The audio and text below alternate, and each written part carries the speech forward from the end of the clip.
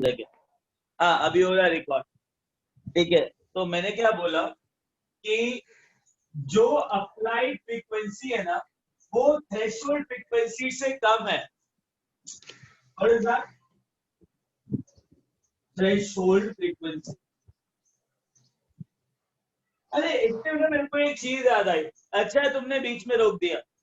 Tell me, तो applied wavelength जो होगा वो थ्रेशोल्ड वेवलेंथ से ज्यादा होगा कि कम होगा? अप्लाइड ज्यादा वेवलेंथ ज्यादा होगा। अगर फ्रीक्वेंसी कम है तो वेवलेंथ ज्यादा होगा या कम होगा? कम होगा। ज्यादा जब फ्रीक्वेंसी ज्यादा होती है तो वेवलेंथ कम होती है ना। हाँ सर, तो इनवर्सली कम होगी। प्रोपोर्शनल। लैम्डा। तो अगर फ्रीक्वेंसी न्यू नॉट से कम है तो wavelength new not lambda naught से क्या होगी? ज्यादा। ज्यादा। हाँ, तो इसको थ्रेशोल्ड वेवलेंथ कहते हैं। Threshold wavelength. ठीक है, तो मैंने एक केस लिया जिसमें जो फोटोन है ना वो फॉल कर रहा है इलेक्ट्रॉन पे। इसको निकलने के लिए एनर्जी चाहिए h न्यू नॉट। तो मैंने एक क्वेश्चन पूछा, जब applied frequency less than nu naught होता है तो क्या इलेक्ट्रॉन बाहर निकलेगा? नहीं। No sir. ना निकलेगा, नहीं निकलेगा। तो बड़े अच्छा, सपोज मैंने इंटेंसिटी बढ़ा दी तो भी नहीं निकलेगा। अरे यार, अगर 5 फोटोन डाल के फेंक दिए तो? No sir. नहीं होएगा सर, एक फोटोन एक ही से इंटरेक्ट करता है, एक ही। 10 दिए तो 10। सर फर्क नहीं पड़ेगा, नहीं जाएगा। हाँ, बिकॉज 10 फोटोन कितने इलेक्ट्रॉन के साथ अट्रैक्ट करेगा? 10। 10 के साथ। तो 10 को अटैक करेगा, 10 को निकाल नहीं पाएगा, राइट? तो what will happen? What will be there? What will observe there? No photo electric current will be observed irrespective of intensity of light. Sir जो आप राइट साइड में लिख रहे हो वो दिख नहीं रहा है। 1 second, रुको एक मिनट।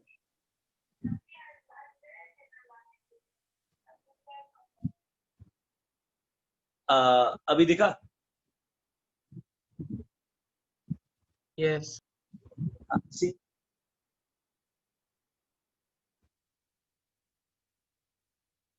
Okay.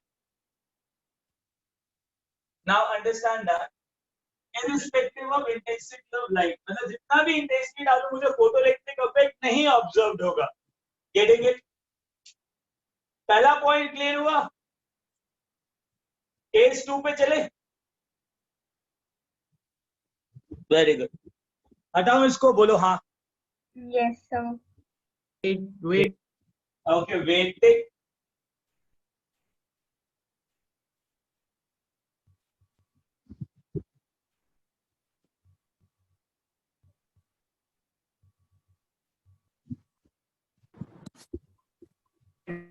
क्या होता है वो?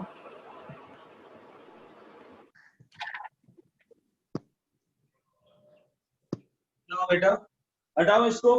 हाँ, सर वो राइट साइड में कौन सा वर्ड लिखे हो सर आपने ऑब्जर्व के बाद? ये irrespective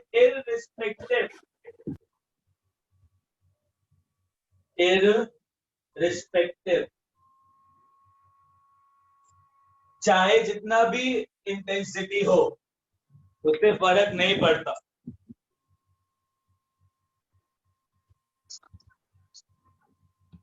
okay yes sir. my modern students, you have a power of screenshot of print screen, right?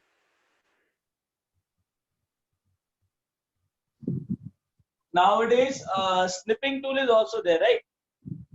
Sir Yeah, just snip that off.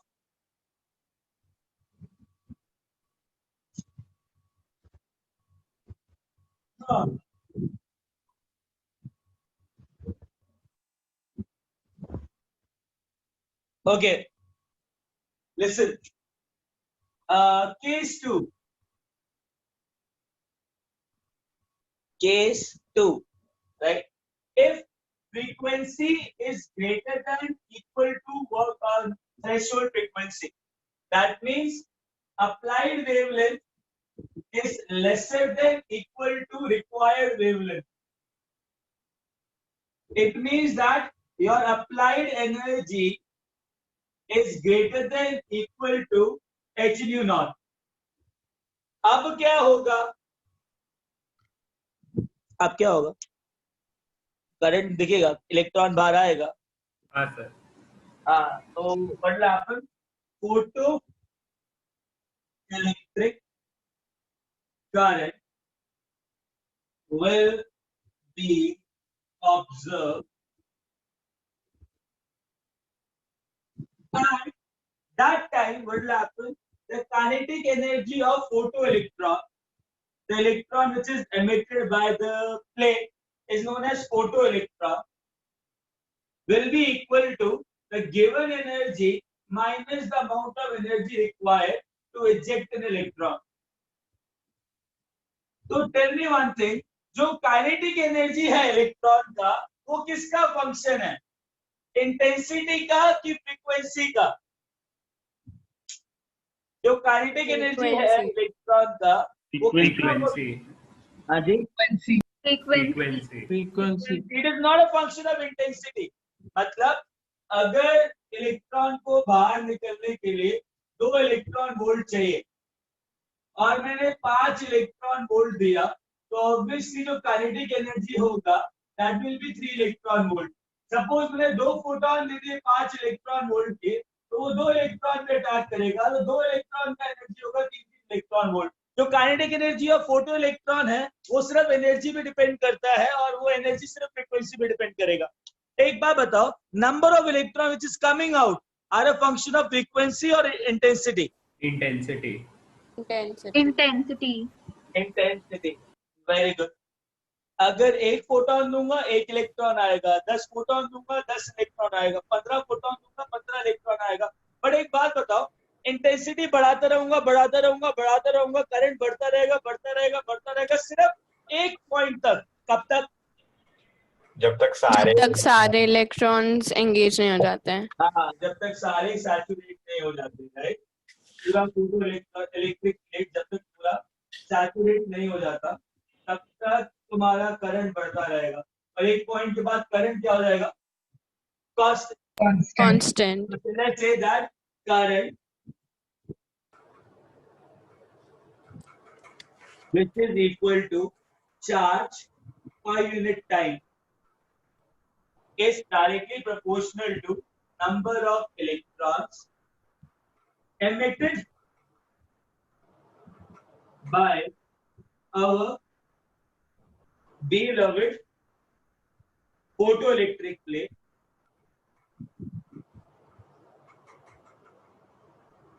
and then current will be proportional to intensity of light. Right. Now अगर मेरे को current का और intensity of light का graph draw करना है, तो एक काम करते हैं. लेट्स से यहाँ पे इंटेंसिटी डाल देते हैं.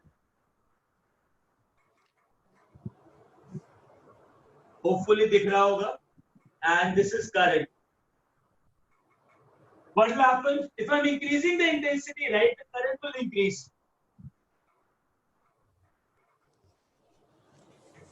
If I increase the intensity, then current will increase.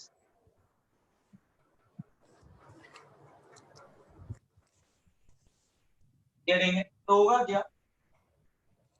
Intensity बढ़ाऊंगा करंट बढ़ेगा, इंटेंसिटी बढ़ाऊंगा करंट बढ़ेगा, इंटेंसिटी बढ़ाऊंगा करंट बढ़ेगा, एक पर्टिकुलर इंटेंसिटी तक. उसके बाद इंटेंसिटी बढ़ाऊंगा ना तो करंट कांस्टेंट हो जाएगा. तो the current value become constant. आसान नहीं है कि नहीं? इंटेंसिटी बढ़ाऊंगा करंट बढ़ेगा, and it is like a linear relationship. After that current become constant. अच्छा, अभी इसको हटाऊं Yes, sir.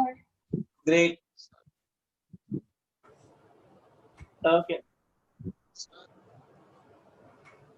सर वो जो फोटो इलेक्ट्रिक प्लेट है वो कम्प्लीटली थोड़ी ना एग्जॉस्ट होएगा इलेक्ट्रॉन से, इनर शेल वाले तो रहेंगे ना। इंटेंसिटी डालूंगा ना, अगर मैं इंटेंसिटी बढ़ाता रहूंगा तो एक पॉइंट पर क्या हो जाएगा, पूरी जो इंटेंसिटी है वो पूरी प्लेट को कवर कर लेगी ना। हाँ सर, बट उसके बाद आप फिर फ्रीक्वेंसी और बहुत ज्यादा हाई लेवल पे तक बढ़ा दोगे तो फिर और इनर शेल वाले भी एमिट होने लग जाएंगे। हाँ, वो अंदर वाले जाएंगे ना। दैट इज तो फॉर करंट तो बढ़ जाएगा ना, इंटेंसिटी, राइट। तो करंट बढ़ सकता है ना उसके बाद हाँ, अगर बहुत ज्यादा बात फ्रीक्वेंसी। बढ़ सकता है, क्योंकि वो थ्रेशोल्ड की बात नहीं करोगे तो। थ्रेशोल्ड एनर्जी का मतलब होता है जो आउटर मोस्ट इलेक्ट्रॉन होता है। अगर मैं दोबारा से एनर्जी बढ़ाता रहूंगा, जो अंदर वाला इलेक्ट्रॉन है वो भी निकलना शुरू होगा, राइट। बट बेटा उसको निकलने के लिए ना बहुत एनर्जी चाहिए, जो ना फोटो इलेक्ट्रिक इफेक्ट से पॉसिबल नहीं है। ठीक है सर। हाँ, ओके, चलो अब this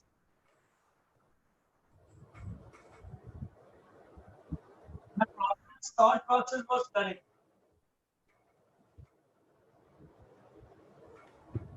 Practically it can be done, but that much of energy we never use in photoelectric effect.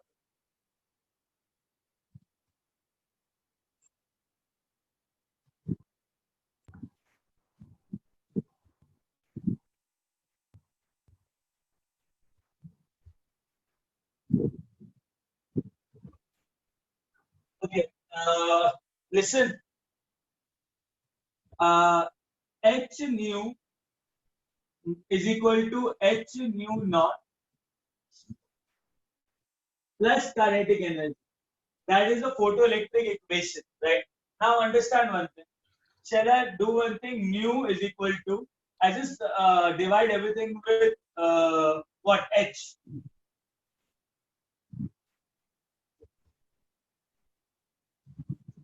I'll divide everything with H. What I'll get? Nu is equal to nu naught plus 1 by H KE. Getting it? Let's say, if you know this equation, that this is nu. Suppose I am plotting nu in y-axis, right? Now I am plotting kinetic energy along x-axis. So y is equal to mx plus c. What is c? A constant, which is nothing but y-intercept. Is a equation of straight line. Yeah, mu naught is constant. It is y-intercept. इसको y-intercept कहते हैं. और m क्या होता है? Slope, which is equal to tan theta. ठीक है. Now tan theta slope will be equal to 1 by h, and x is kinetic energy, y is nu. तो अगर मैं इस इक्वेशन को स्ट्रेट लाइन इक्वेशन से कंपेयर करूं तो मेरे पास स्ट्रेट लाइन इक्वेशन ही है जिसमें मैं y एक्सिस पे प्लॉट करूंगा फ्रीक्वेंसी को, x एक्सिस में प्लॉट करूंगा काइनेटिक एनर्जी को. तो y इंटरसेप्ट न्यू नॉट है, तो y इंटरसेप्ट सपोज ये रहा, ये न्यू नॉट है y इंटरसेप्ट. और उसके बाद I know that it is a straight line equation, तो एक स्ट्रेट लाइन जाएगी. मुझको पता है ये स्लोप होता है theta, that is tan theta is slope, and tan theta will come out to be 1 by h. और इस एक्सपेरिमेंट से ना मुझे स्लोप की वैल्यू मिली tan थीटा से ना मुझे प्लैंक्स कांस्टेंट की वैल्यू मिली, and by that thing I'll get the Planck constant value as 6.63 into 10⁻34 joules second. You understood how we got Planck's constant? हाँ सर, आपने एक क्वेश्चन दिया था असाइनमेंट में, उससे अच्छा, वन सेकंड, वीडियो क्लियर नहीं है क्या? नहीं सर, मेरा लैग कर गया. क्या लैग कर गया वीडियो. अच्छा अच्छा, ठीक है, वन सेकेंड. तो रिकॉर्डिंग ले लेना ढंग से, है ना, एंड उसको ढंग से देख लेना जो भी पार्ट मिस हुआ. नहीं, तुम लोगों को स्ट्रेट लाइन इक्वेशन पता है ना, तो ऐसे प्लॉट होती है स्ट्रेट लाइन इक्वेशन. सर हम लाइट म्यू नॉट से कम इंटेंसिटी मार सकते हैं। लाइट क्या? लाइट तो हम जो फोटॉन्स जो मार रहे हैं उस पे बॉम्बार्ड कर रहे हैं फोटॉन फोटो हाँ इलेक्ट्रिक हाँ शीट पे, वो म्यू नॉट से कम भी हो सकते हैं। हाँ, तो बेटा अगर म्यू नॉट से कम हुआ तो फिर ये ग्राफ नहीं आएगा ना, ये तो केस सेकंड डिस्कस हो रहा है ना। हाँ सर, बट अगर आप इसको पीछे एक्सटेंड करते हो तो वो म्यू नॉट से कम चला जाएगा, बट काइनेटिक एनर्जी नेगेटिव में हो जाएगी, तो उसका वन कोई सेकंड, मतलब नहीं काइनेटिक बनता। एनर्जी नेगेटिव पॉसिबल है तो आपने एक्सटेंड करना ही नहीं है। सर तो मतलब वो एग्जिस्ट ही नहीं करता, पीछे वाला वाई एक्सिस नहीं कंप्लीटली एग्जिस्ट ही नहीं नहीं करता। नहीं, बिल्कुल नहीं करेगा। Getting a point? हाँ, चलो अभी एक काम करते हैं, एक और इक्वेशन कर लेते हैं। अगर तुम्हें स्टेट लाइन इक्वेशन पता ही है तो kinetic energy is equal to h nu minus h nu naught. अब मैं क्या कर रहा हूँ, वाई एक्सिस पे ना, वाई एक्सिस पे काइनेटिक एनर्जी प्लॉट कर रहा हूँ। This is frequency which I'm plotting along x-axis. H will become slope and यहाँ पे आ जाएगा constant which is plus c and c is y-intercept. Here c is y-intercept which is negative. तो अगर मेरे को यही ग्राफ प्लॉट करना है इधर, तो ऑब्वियसली अब मैंने x-axis पे क्या अज्यूम किया, न्यू, मैंने फ्रीक्वेंसी अज्यूम किया x-axis, right? and kinetic energy assume किया y axis पे। Now understand that intercept है तुम्हारा माइनस एच न्यू नॉट, मतलब माइनस एच न्यू नॉट तो मतलब नेगेटिव पे कट हो रहा है, नेगेटिव पे कट हो रहा है, नेगेटिव बाय इंटरसेप्ट आ रहा है, तो ये नेगेटिव वैल्यू कितनी आ गई, h nu naught. This value comes out to be minus of h nu naught. Getting it? अब मेरे को स्ट्रेट लाइन इक्वेशन ड्रॉ करनी है, ऑब्वियसली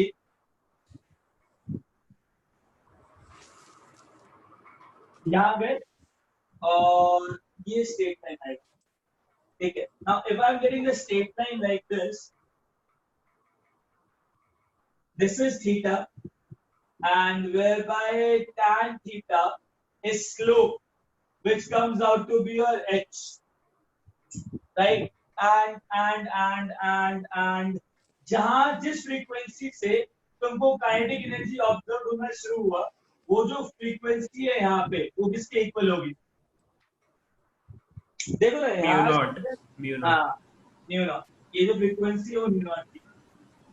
तो ये तुम्हारा स्ट्रेट लाइन कर्व है, तो तुम कुछ भी y एक्सिस कुछ भी x एक्सिस पे ले सकते हो। तो इधर भी नीचे वाला पार्ट एग्जिस्ट नहीं करता ना, हाँ? इधर भी नीचे वाला पार्ट एग्जिस्ट नहीं करता ना। नहीं, तभी तो उसको डॉटेड लाइन से बनाया। बेटा h को प्लैंक्स कांस्टेंट कहते हैं, h is equal to Planck's constant which is 6.63 into 10 minus 34 joule. नाम है इसका प्लैंक्स कांस्टेंट। ए समझ में आया? Yes, sir. चलो nice nice nice nice nice nice. चलो अभी आगे चले।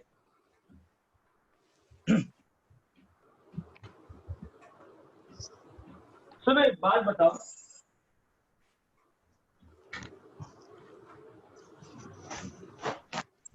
लास्ट क्लास में तुम लोगों ने ना मुझसे एक बहुत अच्छा सवाल पूछा, कह रहे थे कि सर अगर फ्रीक्वेंसी जो थी मैं न्यू नॉट डाल दूं, मतलब इलेक्ट्रॉन जस्ट बाहर आएगा, सर जब इलेक्ट्रॉन जस्ट बाहर आएगा तो मूव तो करेगा नहीं, और अगर मूव करेगा नहीं तो करंट दिखेगा नहीं, यही क्वेश्चन पूछा था ना।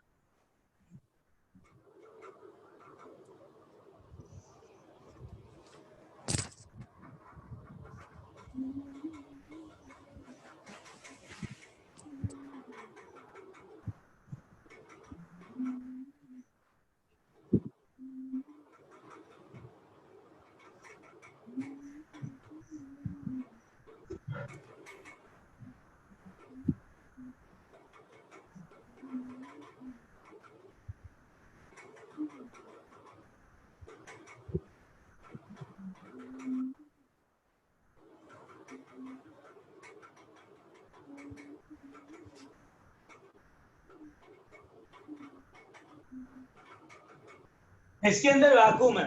मैंने क्या किया, इस नेगेटिव चार्ज रॉड पे ना फोटो इलेक्ट्रिक प्लेट चिपका दी। फोटो इलेक्ट्रिक प्लेट,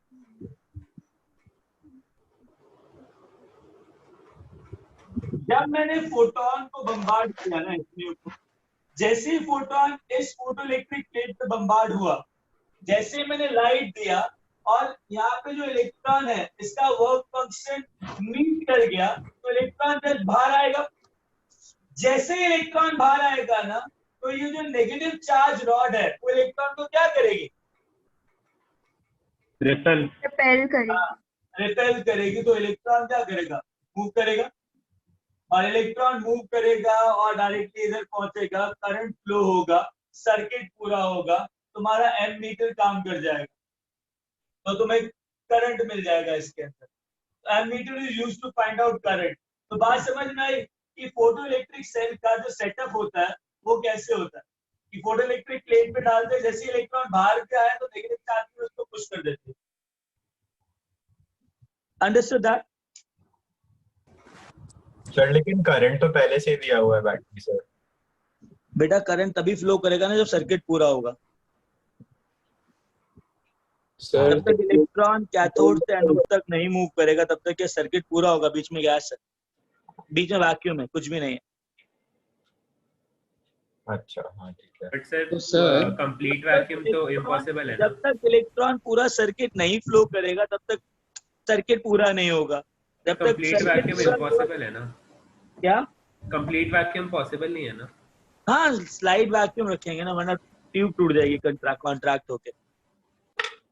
सर हाँ सर अगर photo electric effect in electron से बन ही रही है तो फिर बैटरी क्यों दी है? ताकि वो इलेक्ट्रॉन को पुश करके उधर भेजे तो राइट डायरेक्शन में। अच्छा सर हाँ, अगर फोटॉन्स को बॉम्बार्ड करके इलेक्ट्रॉन को बाहर निकाला जा सकता है तो we can do the other way round ना सर। बोले तो मतलब इलेक्ट्रॉन्स को बॉम्बार्ड करके प्रोटॉन्स को बाहर निकाल सकते हैं? कर सकते ना, क्यों नहीं कर सकते। अगर एक एटम को जो कि इलेक्ट्रॉन लेता है, for example your electron affinity, तुमने एक कॉन्सेप्ट पढ़ा होगा पीरियोडिक प्रॉपर्टीज के अंदर।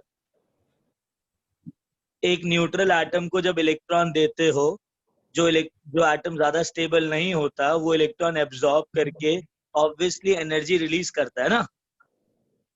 हाँ। तो एनर्जी कैसे रिलीज होगी? In the terms of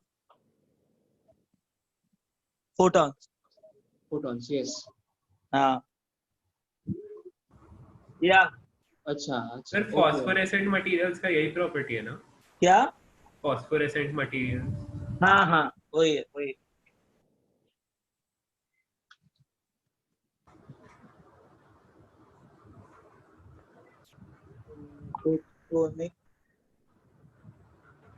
Yeah. Okay, listen like this. हटाओ बैटरी को इतू यूज किया है। हाँ, बिकॉज पुश करेगा ना, वो नेगेटिव टर्मिनल बनाएगा, तो जैसे इलेक्ट्रॉन बाहर आया तो पुश होके पूरा कनेक्ट करेगा सर्किट। फोटो इलेक्ट्रिक सेल कहते हैं इसको। सर मैंने तो कोई क्वेश्चन ही नहीं पूछा। मैंने कोई क्वेश्चन पूछा था क्या अभी? सर हाँ सर, क्या फोटॉन्स को हम लोग इतने इंटेंसिटी से बॉम्बार्ड कर सकते हैं कि वो नेगेटिव इलेक्ट्रॉन्स अपने आप ही इतने पुश हो जाए कि वो एनोड के ट्यूब तक जाए? हाँ कर सकते हैं, बट बेटा वो वेगली जाएंगे ना। फिर एनोड कैथोड का डेफिनेशन क्या हुआ? उसको तो डायरेक्शन लेस बोलेंगे ना मूवमेंट। जब पॉजिटिव चार्ज नेगेटिव चार्ज नहीं तो एक पर्टिकुलर डायरेक्शन में इलेक्ट्रॉन मूव कैसे करेंगे? इलेक्ट्रॉन तो बाहर निकलेगा, करेक्ट निकलेगा, करंट मिलेगा, और उसको डायरेक्ट करने के लिए towards positive charge I require a electric field, right? हाँ, चलो अभी एक काम करते हैं, इसको रब करते हैं एंड 3-4 चीजें जो मुझे तुमसे पूछनी है। Sir different metals are different. हाँ ऑब्वियसली, क्योंकि एक बात बताओ, सोडियम से लेके ना सीजियम तक, जैसे सोडियम, पोटेशियम, रुबीडियम, सीजियम, ये तुम्हारा अल्कली मेटल्स है। ये सारे फोटो इलेक्ट्रिक एलिमेंट्स होते हैं। पता है क्या, नीचे जाने पे ना ग्रुप में तो बाहर का जो इलेक्ट्रॉन है वो दूर होता जाता है। सोडियम के अंदर जो इलेक्ट्रॉन होगा वो पास होगा, पोटेशियम के अंदर जो इलेक्ट्रॉन होगा वो थोड़ा दूर होगा। तो कौन सा इलेक्ट्रॉन इजीली निकाला जा सकता है? सोडियम का कि पोटेशियम में से इजीली इलेक्ट्रॉन कौन देगा? सीजियम। तो इन सबका जो वर्क फंक्शन है वो सेम होगा कि अलग अलग होगा? अलग होगा। अलग होना चाहिए। नीचे जाने पे ना वर्क फंक्शन डिक्रीज करेगा। या सारे मतलब सही हो। अच्छा listen,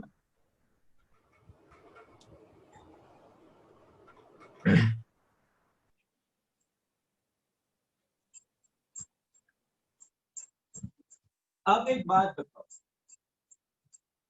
एक चीज है उसको डिस्कस कर लेते हैं, then we will move ahead for question solving. Sir assignment का एक क्वेश्चन गलत था, एग्जाम्पल वाला। असाइनमेंट का एक क्वेश्चन गलत था सर, उसमें वो नैनोमीटर को कन्वर्ट नहीं किया था, नैनोमीटर नहीं तो पिकोमीटर। तो फिर वो प्लैंक कांस्टेंट की जो वैल्यू थी वो नैनोमीटर के हिसाब से दे रखी थी कि नॉर्मल जूल के हिसाब से दे रखी थी? नॉर्मल जूल्स में दी हुई थी। हाँ तो फिर गलत होगा। करते हैं डाउट, मेरे को तुम पोस्ट कर देना।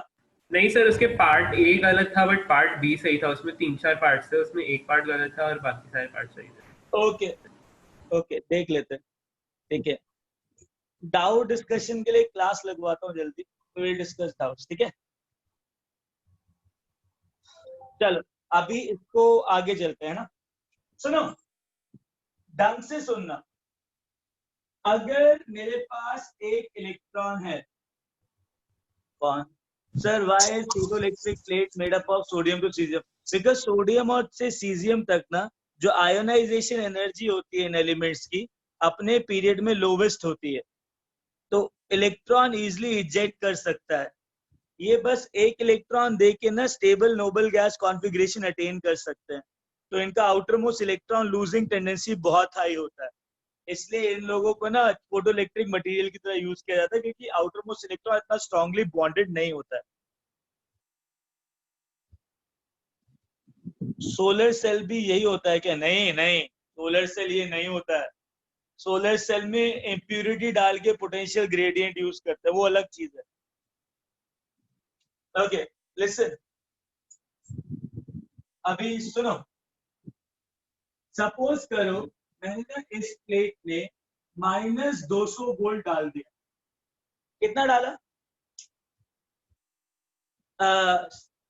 इम्प्यूरिटी डाल के ना सिलिकन्स के बीच में उसके अंदर पोटेंशियल ग्रेडियंट यूज करते हैं, मतलब डेवलप होता है सोलर हीट करने की वजह से, तो उसे फोटो सोलर सेल कहते हैं। वो अलग सीन है, उसमें डिस्ट्रीब्यूशन ऑफ इलेक्ट्रॉन्स दोनों सिलिकन में अलग अलग होता है, जिससे डिफरेंस इन इलेक्ट्रॉन्स आता है। जैसे डिफरेंस इन इलेक्ट्रॉन्स आएगा पोटेंशियल डेवलप होता है। अभी उसको छोड़ दो, अभी इस पे कॉन्सेंट्रेट करो। मेरे को एक बात बताओ, ये जो इलेक्ट्रॉन है, इलेक्ट्रॉन ठीक है, चार्ज है, नेगेटिव चार्ज है, -200 वोल्ट डाला, तो ये -200 वोल्ट इलेक्ट्रॉन को क्या करेगा? अट्रैक्ट करेगा कि रिपेल करेगा? रिपेल रिपेल करेगा। सर स्ट्रांगली रिपेल करेगा ना। वो जो एनर्जी है ना रिपल्शन वाली, उस एनर्जी का फॉर्मूला होता है चार्ज पोटेंशियल। हमने ये पहली क्लास या दूसरी क्लास में डिस्कस किया होगा कि एनर्जी क्या होता है, चार्ज इनटू पोटेंशियल। क्या होता है? Charge into potential. So what is the charge on electronic charge? What is electronic charge? -1.6 into 10। E. In terms of E will take ठीक है, 1 1 E. कितना पोटेंशियल है? -200 volts। वैल्यू वैल्यू मतलब not -200 200 magnitude 200 volt. तो 200 volt into electronic charge, the energy is 200 electronic volt. Electronic volt sir getting it? जब मैं directly electronic charge को potential से मल्टीप्लाई करता हूं तो एनर्जी आती है इलेक्ट्रॉन वोल्ट के अंदर। तो एक बार बताओ, इलेक्ट्रोस्टैटिक एनर्जी मिली, जिस तरह को धक्का मिला, कितना धक्का मिला, 200 इलेक्ट्रॉनिक वोल्ट, तो 200 इलेक्ट्रॉन वोल्ट। और 200 इलेक्ट्रॉन वोल्ट किसमें कन्वर्ट होगा इस इलेक्ट्रॉन के लिए? वो कौन सा एनर्जी है जिसमें कन्वर्ट होगा? Kinetic energy. Let's say that kinetic energy is equal to 200 electron volt. तो मैं इस इलेक्ट्रॉन को क्या कर रहा हूँ, मतलब अपनी तरफ एक्सेलरेट कर रहा हूँ कि डी एक्सेलरेट कर रहा हूँ? ऑपोजिट डायरेक्शन में एक्सेलरेट कर रहा हूँ, राइट। एक्सेलरेट मतलब ये जो पोटेंशियल है ना, उसको एक्सेलरेटिंग पोटेंशियल कहेंगे। क्या बोलेंगे? Accelerating potential. एक minute, S008, can you please ask what you want to ask? Sir potential difference negative ही होती है। Potential applied positive negative terminal होता है ना बेटा। अच्छा, हाँ, तो वो नेगेटिव प्लेट आ रही है। Oh okay potential difference on the negative plate I have taken that. Okay okay. चल मेरी बात सुनो, बात सुनो। तो ये इलेक्ट्रॉन है ना, ये मूव कर रहा है। अच्छा, दूसरी चीज, इलेक्ट्रॉन वोल्ट को जूल्स में कन्वर्ट करना है। अभी तुमसे मैंने पूछा था चार्ज इनटू पोटेंशियल एनर्जी है, मैंने पूछा इलेक्ट्रॉनिक चार्ज क्या है, तुमने झट से बोला 1.6 इंटू 10⁻19 कूलम। मैंने कहा चलो बढ़िया, इलेक्ट्रॉनिक टर्म्स में बताओ। अब चार्ज तो हो गया कूलम के अंदर SI unit into potential SI unit, तो कूलम वोल्ट जो होता है ना उसे जूल्स कहते हैं। तो टोटल जूल्स कितना आएगा? 200 into 1.6 into 10⁻19 coulomb volt. That coulomb volt is equal to 200 into 1.6 into 10⁻19 joules. Now understand that अगर इलेक्ट्रॉन वोल्ट है और इलेक्ट्रॉन वोल्ट को जूल्स में कन्वर्ट करना, बस इलेक्ट्रॉनिक चार्ज से मल्टीप्लाई कर दो, वो ऑटोमेटिकली जूल्स में कन्वर्ट हो जाएगा। So if you want to convert electron volt into joules, just multiply it with 1.6 into 10⁻19 coulomb. So then I'll get 200 into 1.6 minus 19 joules. You understood how to convert electron volt into joules? सिर्फ electronic charge से multiply कर दो, वो पूरी term joules के अंदर आ जाएगी। देखिए, और अगर मैं इलेक्ट्रॉन को इलेक्ट्रॉनिक चार्ज में ले रहा हूं ना, तो एनर्जी इलेक्ट्रॉन वोल्ट में आएगी। हाँ, is easy, very easy. Understood? Understood. चलो आगे चलते हैं ना। Yes sir. सपोज करो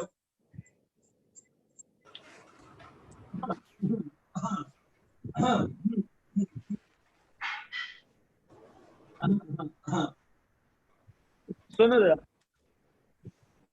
ध्यान से। हाँ, मेरे पास 100 वोल्ट है, मैंने इलेक्ट्रॉन को एक्सेलरेट करवाया, तो मैं इस पोटेंशियल को बोलूंगा accelerating potential.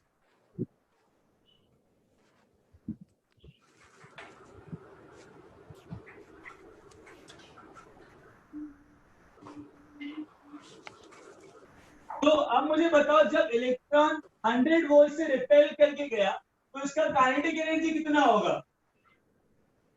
100 electron volt. 100 electron volt, charge into potential 100 electron volt. एक काम करो, मस्त तरीके से इलेक्ट्रॉन इधर जा रहा था, तो तुमने क्या किया, यहाँ पे एक नेगेटिव प्लेट लगा दिया -50 वोल्ट का, तो अप्लाइड -50 वोल्ट, तो क्या होगा? इलेक्ट्रॉन इक्विलिब्रियम में आ जाएगा। कुछ और होगा। सी, ये इलेक्ट्रॉन इस डायरेक्शन में मूव कर रहा है with 100 electron volt kinetic energy, तो ये -50 वोल्ट इस इलेक्ट्रॉन को क्या करेगा? रिपेल। झूठ बोल रहे हो, मतलब बना ही नहीं है। इलेक्ट्रॉन वोल्ट मुझे तो कितने काइनेटिक एनर्जी? 50 इलेक्ट्रॉन वोल्ट है नहीं, मैं बस ऐसे कर रहा हूं। एक मिनट, कुछ और बोल तो बोल रहा, मोमोज नहीं है। Okay, what we have done, मैंने 100 वोल्ट लिया, इलेक्ट्रॉन लिया, ये इलेक्ट्रॉन 100 वोल्ट से रिपेल कर रहा है, तो उसके अंदर जितना भी एनर्जी आएगा that is charge into potential 100 electron volt, तो काइनेटिक एनर्जी कितना आया? 100 इलेक्ट्रॉन वोल्ट। Getting it? अब चक्कर क्या है, इलेक्ट्रॉन इस डायरेक्शन में मूव कर रहा है with kinetic energy of 100 electron volt. मेरे को फील नहीं आई, मैंने क्या किया, -50 वोल्ट डाल दिया। तो -50 वोल्ट डालने के बाद क्या कहते हैं, ये इलेक्ट्रॉन इस डायरेक्शन में भी रिपेल करेगा ना। इस डायरेक्शन में कितनी एनर्जी आएगी, charge into potential. Charge is electronic charge, potential is 50 volt. तो इस डायरेक्शन में कितना रिपल्शन मिला उसको, 50 इलेक्ट्रॉन वोल्ट। तो इस डायरेक्शन में मेरी काइनेटिक एनर्जी थी 100 इलेक्ट्रॉन वोल्ट, इसलिए मेरे को 50 इलेक्ट्रॉन वोल्ट से धक्का दे दिया। मेरी काइनेटिक एनर्जी हुई कितनी, 50 इलेक्ट्रॉन वोल्ट। इस डायरेक्शन में कितनी बची, 50 इलेक्ट्रॉन वोल्ट। Electronic volt. तो एक बार बताओ, ये जो पोटेंशियल है ये इलेक्ट्रॉन के मोशन को क्या कर रहा है, डिसेलरेट। डिसेलरेट। हाँ रिटार्ड कर रहा है ना, इसको रिटार्डेशन पोटेंशियल कहते हैं।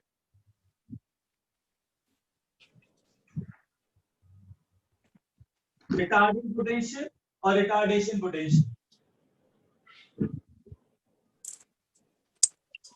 अच्छा एक बात बताओ, अगर मुझे इस इलेक्ट्रॉन को रोकने का है तो यहाँ पे कितनी प्लेट लगाओ, कितने वोल्ट की प्लेट लगाओ, 50 electron volt. 50 electronic volt. Positive 50 volt, 50 volt. ताकि ये इलेक्ट्रॉन इस डायरेक्शन में 50 इलेक्ट्रॉन वोल्ट मूव कर रहा है, तो जैसे ये प्लेट लगेगी अगेन यहाँ पे रिपेल करेगा by 50 electron volt.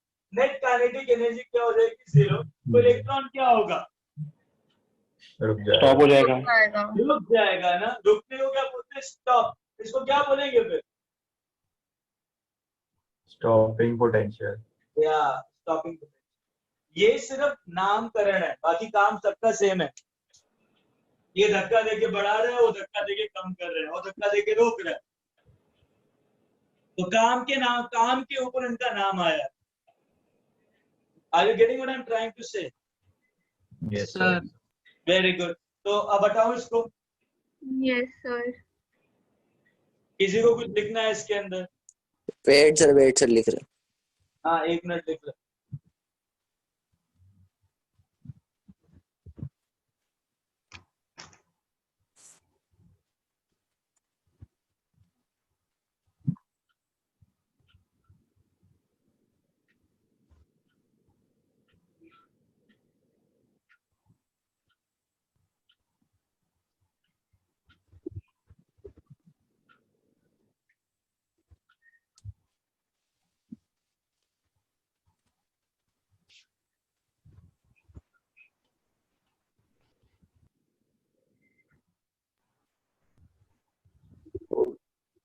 Done sir. Okay done sir. हाँ जी हाँ।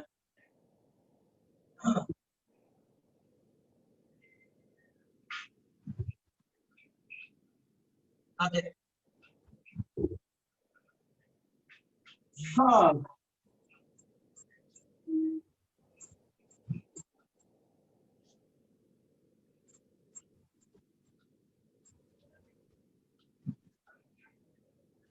एक बात बताओ,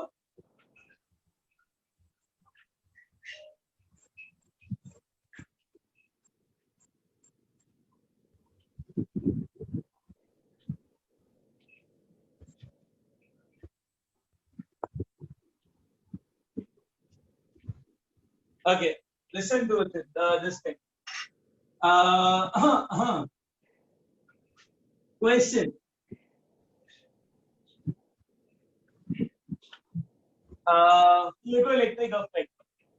पहले क्या हुआ, मेरे पास थ्रेशोल्ड इस इलेक्ट्रॉन का ना थ्रेशोल्ड फ्रीक्वेंसी दे रखा है 10⁻⁻14 hertz. So I got the threshold frequency for that particular electron is 10⁻14 hertz. मैंने क्या किया, मैंने एक इलेक्ट्रॉन एक वेव लिया जिस वेव का लैम्डा था x, ठीक है, उसका जो फ्रीक्वेंसी था दैट इज 2 into 10⁻⁻14 हर्ट्ज, ठीक है। नाउ दूसरे केस में, दिस इज केस ए, दूसरे केस में मैंने एक और फोटोन लिया जिसको उसी इलेक्ट्रॉन के साथ बम्बार्ड किया, राइट, जिसका वर्क फंक्शन इतना था, पर इस वेव का ना वेवलेंथ जो है lambda that is equal to x/4 getting it. तो मुझे ना सपोज इस इलेक्ट्रॉन की काइनेटिक एनर्जी कितनी निकली वो पता करनी है, कितनी निकली। इस इलेक्ट्रॉन का जो काइनेटिक एनर्जी होगा वो पता करना है कितना निकला। इस इलेक्ट्रॉन के लिए स्टॉपिंग पोटेंशियल कितना लगेगा वो पता करना है। इस इलेक्ट्रॉन के लिए स्टॉपिंग पोटेंशियल कितना लगेगा मुझे वो पता करना है। बस इतना ही करना है मेरे को।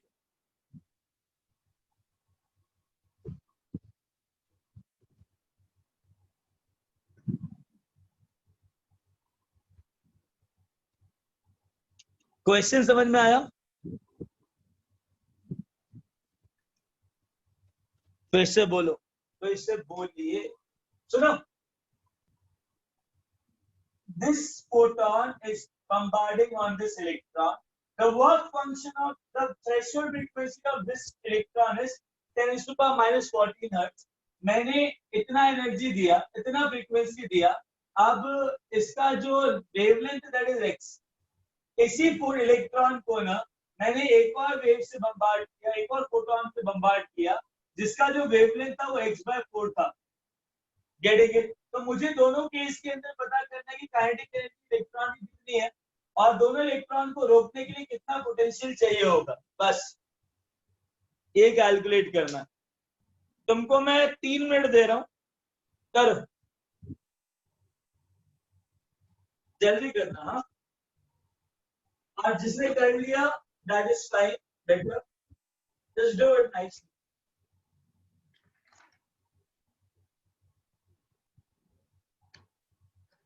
सर उन दोनों इलेक्ट्रॉन्स का थ्रेशोल्ड फ्रीक्वेंसी यही है क्या? उन दोनों इलेक्ट्रॉन्स का थ्रेशोल्ड फ्रीक्वेंसी वही है 10⁻⁻14 हर्ट्ज। हाँ, फोटो इलेक्ट्रिक प्लेट सेम है ना बेटा? हाँ ओके। हाँ तो सेम ही है।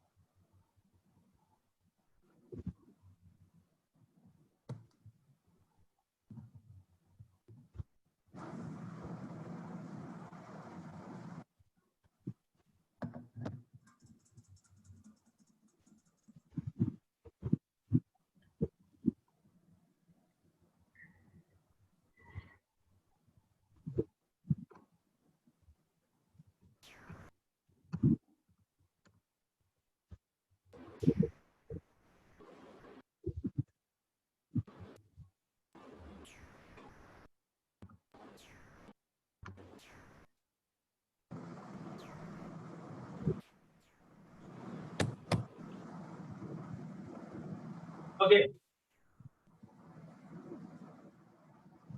सुनो, काफी जनों ने सॉल्व किया, सॉल्व करूं कि रुकूं?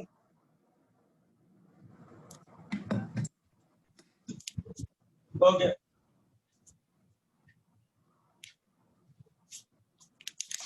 एक मिनट रुकते हैं यार भी, एक मिनट रुकना मैं।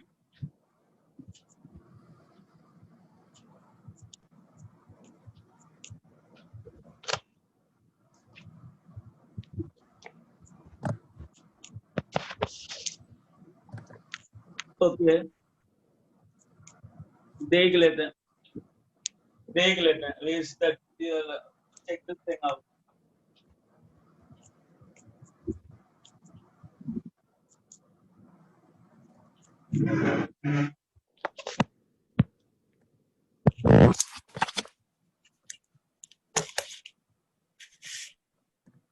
ओके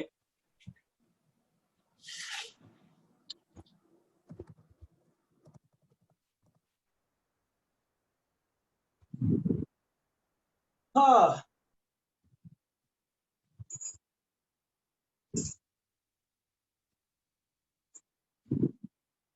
या चलो शुरू करते हैं, है ना? केस ए, थ्रेशोल्ड फ्रीक्वेंसी दे रखा है मेरे को 10⁻⁻14 हर्ट्ज। तो work function will become equal to h nu naught, which is equal to 6.63 into 10⁻34 into what is that? Mu naught. So the overall work function which I'll be getting over there is 6.63. The energy what I'm getting over there is 6.63 into 10⁻⁻48 joules. Sir h को last में substitute करो। क्या हुआ? h को solve करके last में substitute करो ना। करते बाद में सब करते हैं, रुक तो जा। एनीवेज कर जाना वो। Wait, applied frequency is h nu. What is h nu?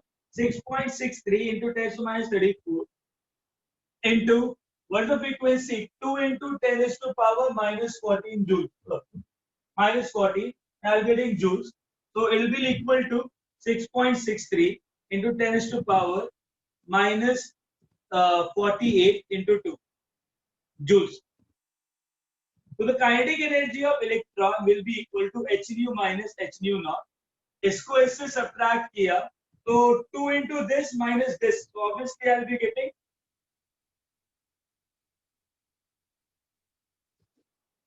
this is kinetic energy of first photoelectron. Now case B, 10 to the power So minus 48. 48. क्या बोला? What you have told? Okay, listen. Case B. What is case B? Kinetic energy becomes equal to h nu minus h nu naught. Just tell me, if the wavelength is 1/4 of the given wavelength, the frequency will be equal to how much times? 4 times. 4 times. It is inversely proportional to wavelength. अगर wavelength को मैंने 1/4 से कम कर दिया, तो frequency कितने time से बढ़ जाएगी? 4 times. 4 times. So I'll be getting 8 into 10⁻⁻14 hertz. तो एक बात बताओ, 8 into 10⁻⁻14 into 6.63 into 10⁻34 minus h nu naught is 6.63 into 10⁻⁻34 into 10⁻14. That comes out to be 7 into 6.63 into 10⁻⁻48 joules. Agreed? अगर मैंने बोला होता कि इन दोनों के बीच में काइनेटिक एनर्जी का रेशियो क्या है, तो रेशियो क्या आता है? 7:1.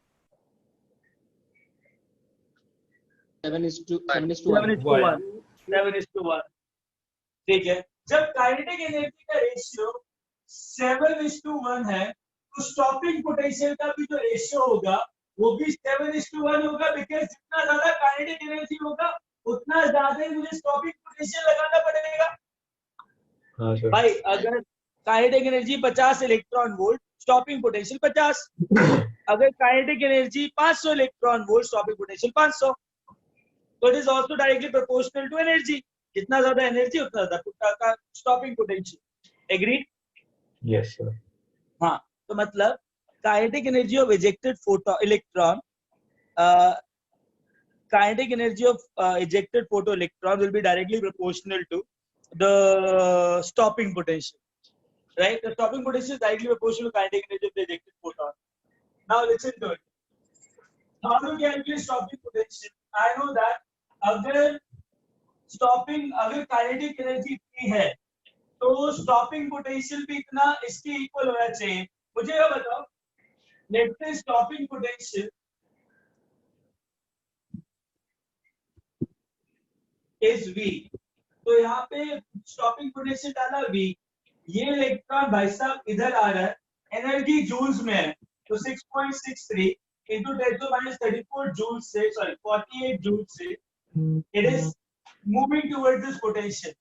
तो शैल आई से दैट ये पोटेंशियल इस साइड भी इतना ही एनर्जी देना चाहिए, तो मैं कह सकता हूँ एनर्जी जूल्स में है ना, तो चार्ज इनटू पोटेंशियल, तो चार्ज जब मैं इलेक्ट्रॉनिक चार्ज में लूंगा कि 1.6 into 10⁻19 जूल्स लूंगा। भैया जब जूल्स में 1.6, हाँ, तो shall I say that electronic charge is 1.6 into 10⁻19 joules coulomb into potential V, that should be equal to 6.63 into 10⁻48. So potential comes out to be 6.63 by 1.6 into 10⁻48 at 10⁻19. So how much I will get over there? 4.14 into 10⁻⁻29. 4.14 into 10⁻�29. This is the stopping potential for this electron, correct? और इसका stopping potential कितना होगा? जब उसका into 7. 7 into 7. So 7 into 4.1. 29 into 10⁻⁻29.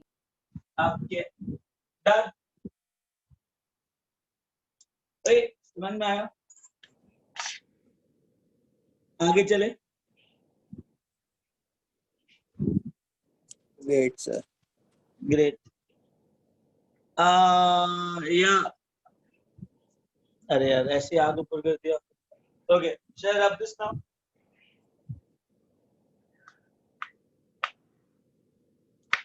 Okay.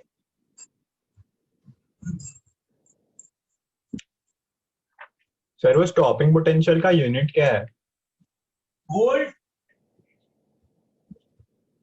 Volt, V, capital V, volt, 10 volt. अरे यार impurity use कर लेते, तुम तो सोलर सेल पढ़ लेना भाई, मैं बता दूंगा तुमको, है ना? रुको एक मिनट, सोलर सेल केस भी नहीं समझा, स्टॉपिंग पोटेंशियल कैसे फाइंड आउट?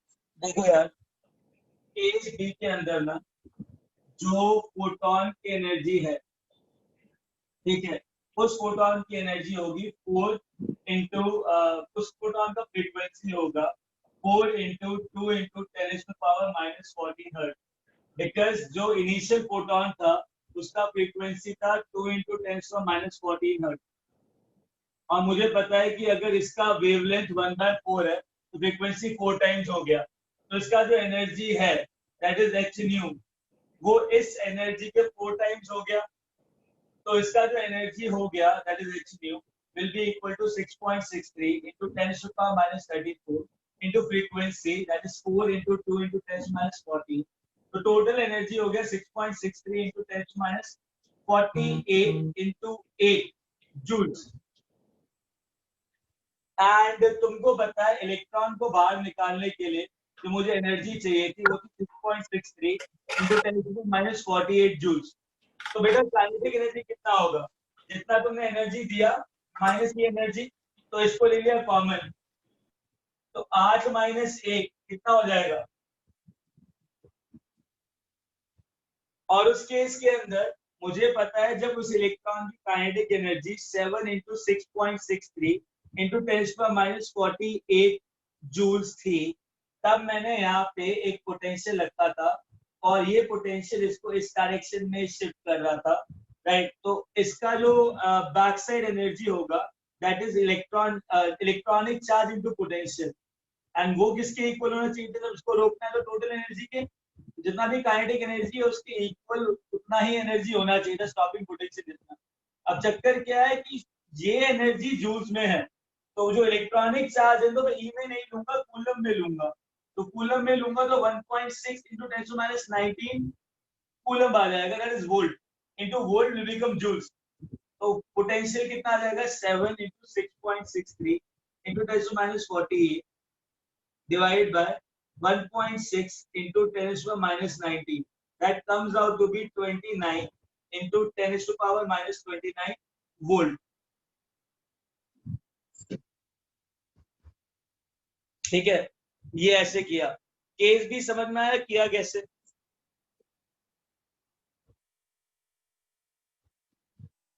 बेटा केस भी समझ में आया किया कैसे? Sir 29 into 10⁻⁻29 sir. हाँ 29 कैसे आया आंसर? क्या 29 कैसे आया आंसर? बेटा 7 into 6.60 डिवाइड बाय 1.6 करोगे ना, तो 6.60 डिवाइड बाय 1.6 इज अप्रोक्सीमेटली 4.14. तो 7 चौके 28 अप्रोक्सीमेटली 29 आता है. Okay okay okay sir. हाँ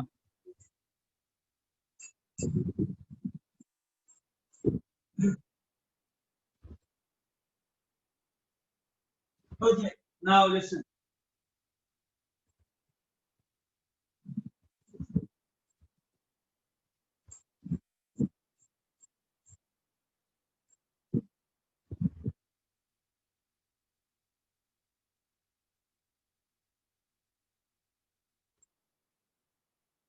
अगर सपोज करो फोटोन का एनर्जी, सॉरी एक फोटोन है, सपोज उस फोटोन का तुमको वेवलेंथ दे रखा है 5 एंगस्ट्रॉम, तो वेवलेंथ एंगस्ट्रॉम में दे रखा है. सपोज मेरे को ना डायरेक्टली एनर्जी निकालनी है फोटोन की इलेक्ट्रॉन वोल्ट के अंदर, तो उसका एक डायरेक्ट फॉर्मूला होता है 12400 angstrom divide by lambda in angstrom. Then what will happen? I'll get energy in electron volt. समझना इस चीज को. तो अगर मेरे को एनर्जी चाहिए ना इलेक्ट्रॉन फोटोन की इलेक्ट्रॉन वोल्ट में, तो it will be like 12400 angstrom divided by 5 angstrom. So it comes out to be 12400 divided by 5. That is the electron volt energy of that particular photon. ये एक direct formula getting it, which can give you energy of photon and electron volt if the lambda is given to you directly. बात समझ में इस फॉर्मूले को कैसे use करोगे? और अगर सपोज करो एनर्जी दे रखी है इलेक्ट्रॉन वोल्ट में, तो तुम्हें लैम्डा मिल सकता है एंगस्ट्रॉम में. जस्ट लैम्डा को इधर ले आओ, एनर्जी को यहाँ ले जाओ, कोई दिक्कत नहीं है उसमें. डेरिवेशन क्या कह रहा है? डेरिवेशन चाहिए इसका. See the thing is, if you want derivation of it, listen to it properly.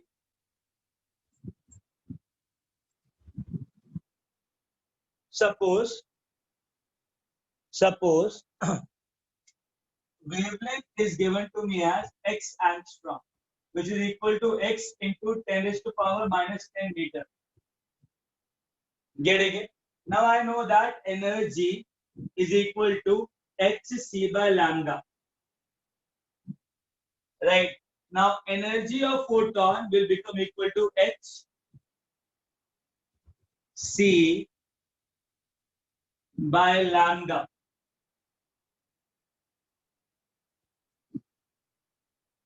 Getting it? So I will get the energy in joules. If I want to convert that energy in electron volt, joules को electron volt में कैसे convert करते हैं? Multiply by 1.6 into 10 raised to minus 19. Electron volt.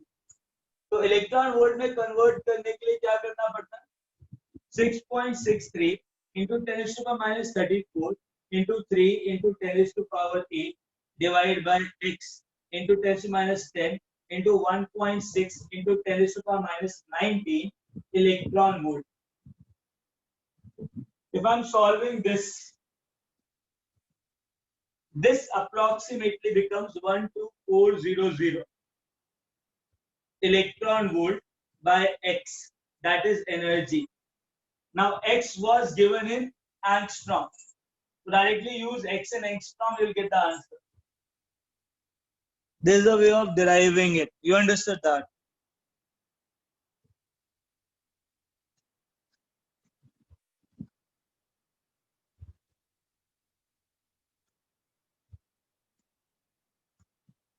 ओए समझ में आया? हाँ सर. हाँ, सिंपल है, टफ नहीं है, बहुत सिंपल है.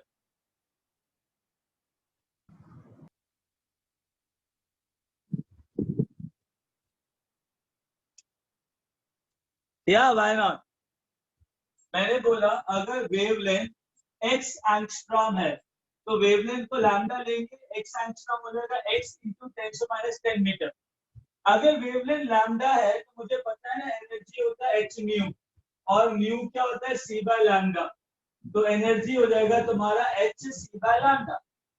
तो energy of photon is h c by lambda. तो मैंने h को पुट किया c को पुट किया, लैम्डा को पुट किया, सब कुछ ऐसा यूनिट्स में लिया, तो आंसर जूल्स में आ गया. तो मेरे पास एनर्जी जो आई वो जूल्स में आई. तो मुझे अगर जूल्स की एनर्जी को इलेक्ट्रॉन वोल्ट में कन्वर्ट करना है तो मेरे को उसको डिवाइड करना पड़ेगा 1.6 into 10⁻19 यूनिट, राइट? तो मुझे पता नहीं जब एक electron volt is equal to 1.6 into 10⁻19 joules होता है, तो एक जूल इतना इलेक्ट्रॉन वोल्ट होगा, जस्ट डिवाइड कर दो तो तुम्हारा आंसर इलेक्ट्रॉन वोल्ट में आ जाएगा. तो तुम्हारे पास एनर्जी इलेक्ट्रॉन वोल्ट में है और x क्या है? लैम्डा इन एंगस्ट्रॉम. x एंगस्ट्रॉम था ना, मैंने डायरेक्टली क्या किया, सब कुछ सॉल्व करके ना डायरेक्टली ये फॉर्मूला बनाया. तो मेरे पास एनर्जी ऑफ फोटोन आई इलेक्ट्रॉन वोल्ट के अंदर, जिसको मैं x से डिवाइड कर रहा हूँ, और x किसके अंदर दे रखा है? एंगस्ट्रॉम के अंदर. तो दैट इज डायरेक्ट फॉर्मूला. मतलब अगर लैम्डा 100 एंगस्ट्रॉम है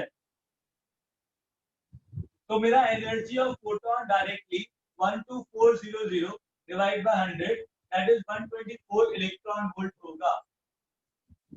सिंपल. समझ में आया कैसे यूज करना है इसको? Yes sir. हाँ, चलो हटाओ इसको. हाँ सर. सर हाँ बोलो. सर ये फॉर्मूला साउंड वेव्स के लिए भी एप्लीकेबल है? नहीं, sound waves are not electromagnetic radiation. हाँ बराबर. बरोबर ना? हाँ.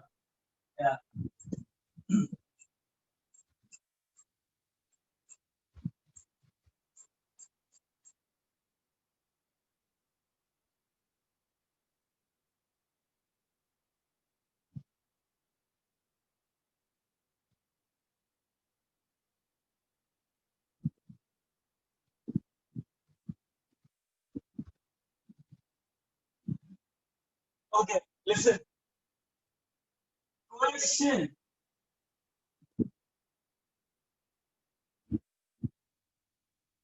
सर ये फॉर्मूला और किधर यूज हो सकता है बेटा?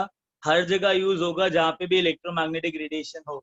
एनर्जी इलेक्ट्रॉन वोल्ट में डायरेक्टली आ जाती है मेरे पास. लैम्डा दिया हो तो मुझे ना फालतू में एससी बाय लैम्डा यूज करने की बार बार जरूरत नहीं है. ठीक है, नाउ लिसन, एक फोटो इलेक्ट्रिक प्लेट है ए, हाँ, एक फोटो इलेक्ट्रिक प्लेट है ए, इसका वर्क फंक्शन है phi1। एक फोटो इलेक्ट्रिक प्लेट है बी, इसका वर्क फंक्शन है phi2, जो कि 2 टाइम्स phi1 के इक्वल है। दो डिफरेंट फोटो इलेक्ट्रिक प्लेट है। इस फोटो इलेक्ट्रिक प्लेट में मैं एक फोटोन बम्बार्ड कर रहा हूं, जिस फोटोन का wavelength lambda which is equal to let's say 124 angstrom है, गेटिंग इट? तो मुझे काइनेटिक एनर्जी मिली इस इलेक्ट्रॉन की x। मैंने क्या किया, इस फोटो इलेक्ट्रिक प्लेट को मैंने बम्बार्ड किया एक फोटोन से, जिस फोटोन का जो वेवलेंथ था that is 1/8 wavelength of this, lambda 1 ले लो, तो lambda 2 is equal to lambda 1/8, ठीक है।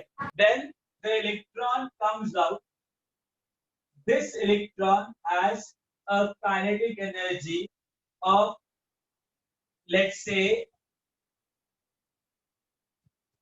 3 electron volt।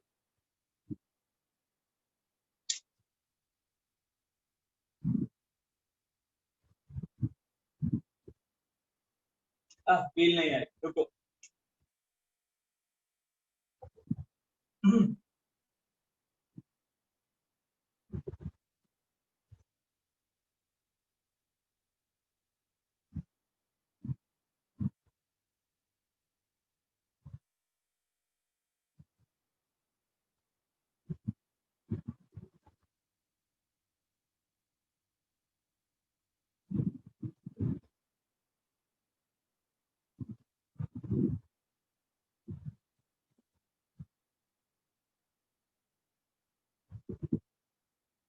Okay listen,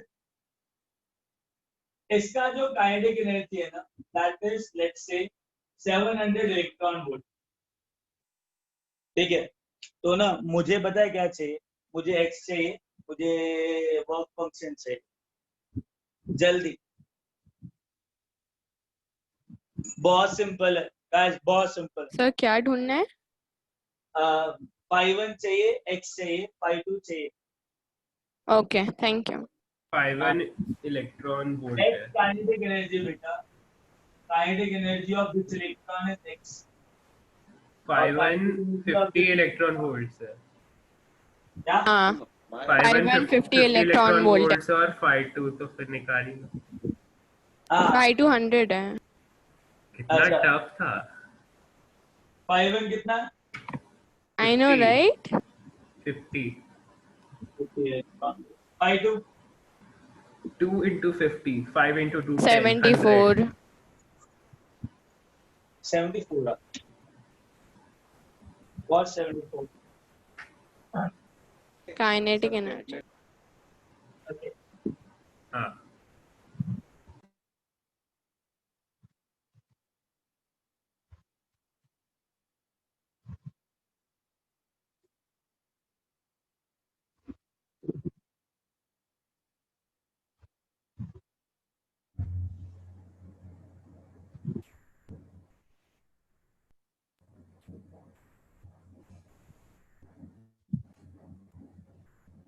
Okay, done. Done. Now, हाँ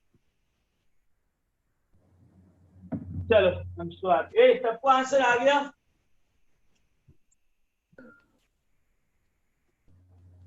Everyone, I'm just asking you. हाँ आ गया, हाँ सर आ गया। लिसन, एनर्जी कितना निकाला? 12400 by 124, 100 इलेक्ट्रॉन वोल्ट। हाँ 100 इलेक्ट्रॉन वोल्ट। अगर लैम्डा लैम्डा बाय 8 है तो एनर्जी 8 टाइम्स बढ़ गई, तो ये 800 इलेक्ट्रॉन वोल्ट हो गया।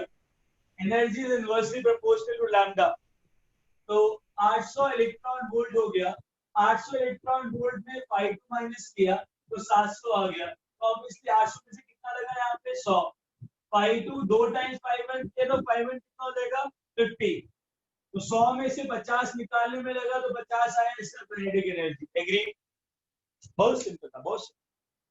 चलो अब this yes. Next thing, write down Bohr's model. Bohr's model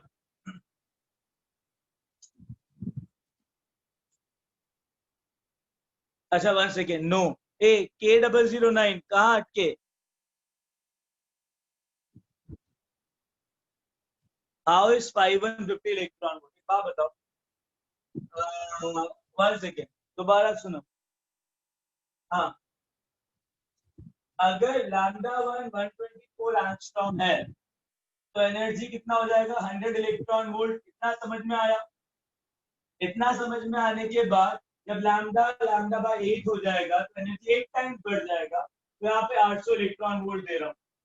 अगर 800 इलेक्ट्रॉन वोल्ट दे रहा हूँ और 700 इलेक्ट्रॉन वोल्ट काइनेटिक एनर्जी है तो वर्क फंक्शन कितना हुआ? 800 दे रहा हूँ, 800 में से 100 इलेक्ट्रॉन वोल्ट यहाँ लगेगा और 700 तुम्हारा काइनेटिक एनर्जी है। 100 इलेक्ट्रॉन वोल्ट का मतलब हो गया phi2 जो कि 2 phi1 के इक्वल है। तो 2 phi1 इज इक्वल टू 100। तो phi1 कितना आया? या 50 phi1 आया। तो तुमने 100 एनर्जी दिया, 100 एनर्जी में से 50 इसको निकलने के लिए चाहिए, तो बाकी 50 क्या हुआ? उसका काइनेटिक एनर्जी। डन। चलो आगे चले। या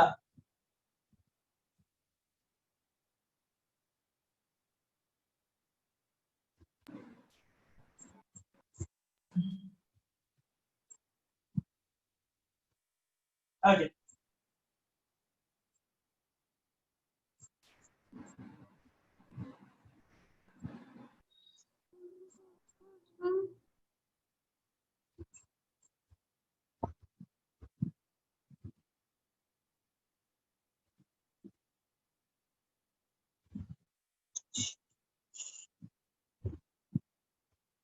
I will give an assignment today. चलेगा ना? मेरे को कुछ चीज डिस्कस करनी है। देखो हमको बोर मॉडल लिखना, Bohr model. Today I send you assignment of Bohr model.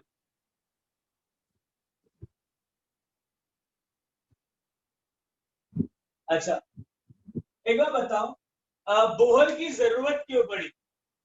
क्योंकि रुदरफोर्ड कुछ पॉइंट पे गलत था। ड्रॉबैक्स ऑफ रुदरफोर्ड मॉडल क्या था? What was the drawback of Rutherford model? उसने क्या गलती करी? It could not account for the stability of atom. Could not account for stability of atom. Correct. अब मेरी बात सुनो। सीन क्या है? दो इश्यूज थे। पहला तो वो था मैक्सवेल वाला।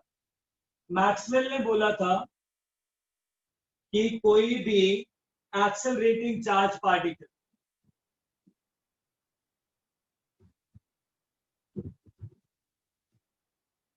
एनर्जी लूज करेगा, loses energy in the form of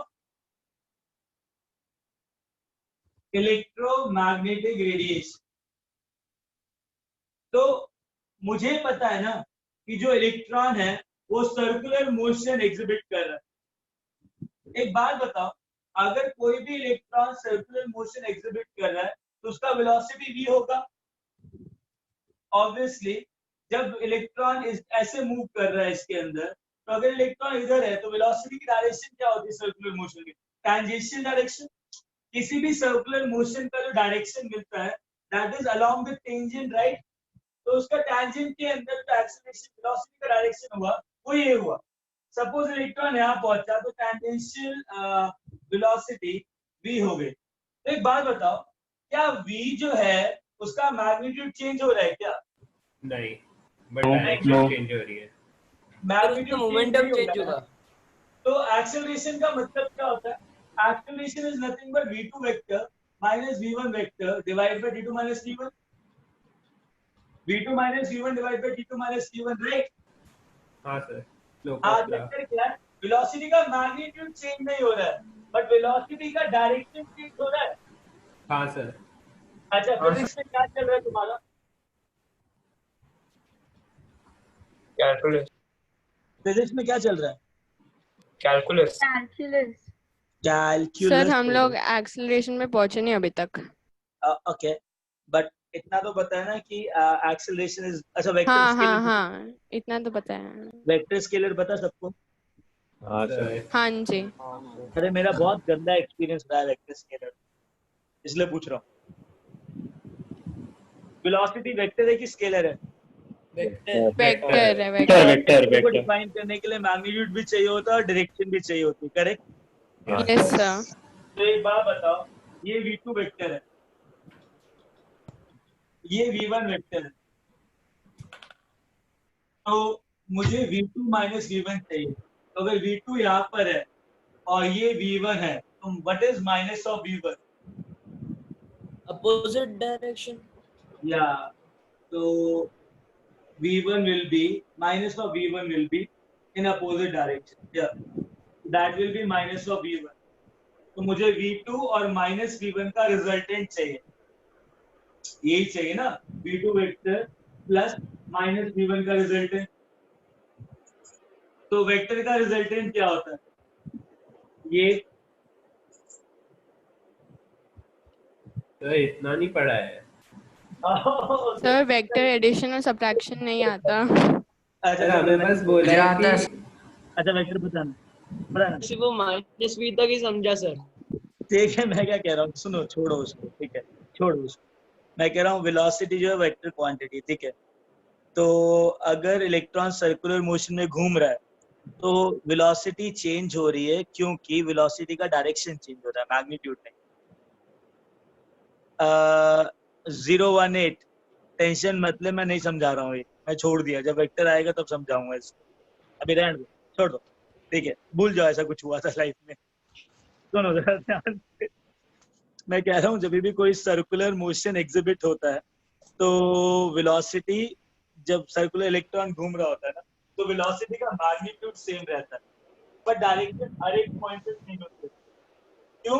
अगर डायरेक्शन भी चेंज हो रही है ना, तो इसका मतलब है वेलोसिटी चेंज हो रही है, और अगर डायरेक्शन चेंज हो रही है तो वेलोसिटी चेंज हो रही है, वेलोसिटी चेंज हो रही है तो एक्सेलरेशन हो रहा है। तो वेलोसिटी चेंज की वजह से एक्सेलरेशन होता है, पॉइंट नंबर 1। अब इलेक्ट्रॉन सर्कुलर मोशन में एक्सेलरेशन मोशन शो कर रहा है क्योंकि उसकी डायरेक्शन चेंज हो रही है, इसकी वजह से इलेक्ट्रॉन एनर्जी लूज करेगा और विद इन -1 सेकेंड एटम के अंदर गिर जाएगा, न्यूक्लियस के अंदर गिर जाएगा। Getting a point? तो यस सर। तो सीन क्या है, क्योंकि वेलोसिटी की डायरेक्शन चेंज हो रही है, भूल जाओ नहीं, तो क्योंकि वेलोसिटी की डायरेक्शन चेंज हो रही है तो क्या होगा, एक्सेलरेशन हो रहा है, और उस एक्सेलरेशन की वजह से इलेक्ट्रॉन न्यूक्लियस के अंदर गिर जाएगा। अब एक बात बताओ, हर एक पॉइंट पे इलेक्ट्रॉन न्यूक्लियस के पास आ रहा है? यस हाँ सर। Yes sir. अच्छा, अगर हर एक पॉइंट पे इलेक्ट्रॉन न्यूक्लियस के पास आ रहा है तो न्यूक्लियस के पास जब नेगेटिव चार्ज आएगा तो अट्रैक्शन बढ़ेगा कि कम होगा? बढ़ेगा। बढ़ेगा। अट्रैक्शन बढ़ेगा। अच्छा, अट्रैक्शन की वजह से एनर्जी लूज होती है कि एब्जॉर्ब होती है? अब्जॉर्ब एब्जॉर्ब होती है। लूज होती लूज है। होती लूज है। होती है। न्यूट्रल होती मॉलिक्यूल्स बनते हैं ना, मॉलिक्यूल्स बनते हैं, हाँ, दो एटम आपस में अट्रैक्ट करके एनर्जी लूज करते हैं, स्टेबल होते हैं। स्टेबल होता है। सुनो ना, एक और, ये मार्कर नीचे गिरा, काय को गिरा? अर्थ ने इसको क्या किया? अट्रैक्ट। अट्रैक्ट किया। नाउ अंडरस्टैंड दैट अर्थ जो है वो खुद ब खुद अट्रैक्ट कर रही है ना उसको, और मार्कर खुद ब खुद गिर रहा है ना, ये प्रोसेस खुद ब खुद हुआ ना।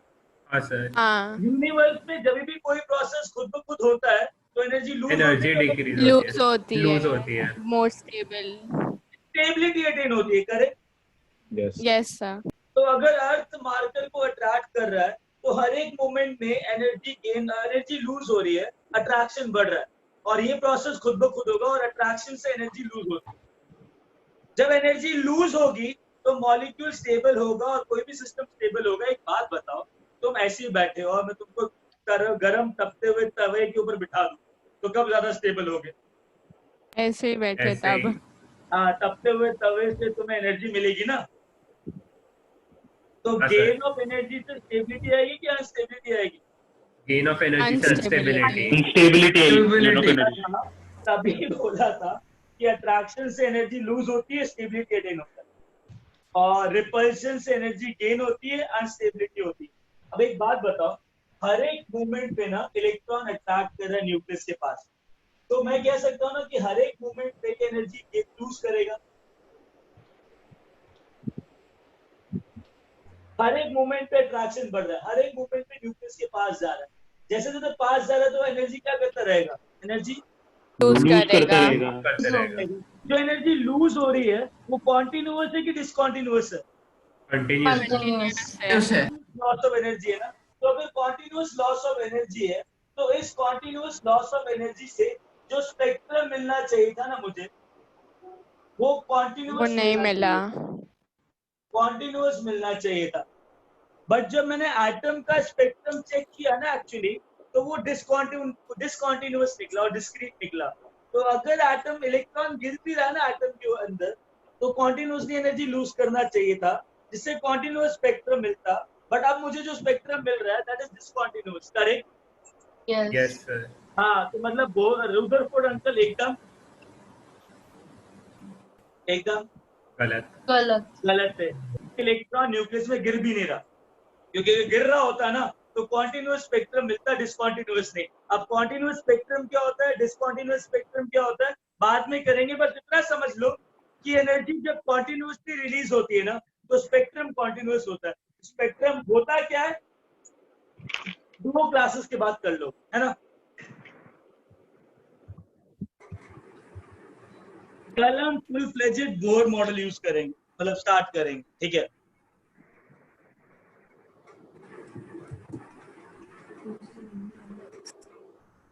ओए बच्चा पार्टी, यस सर।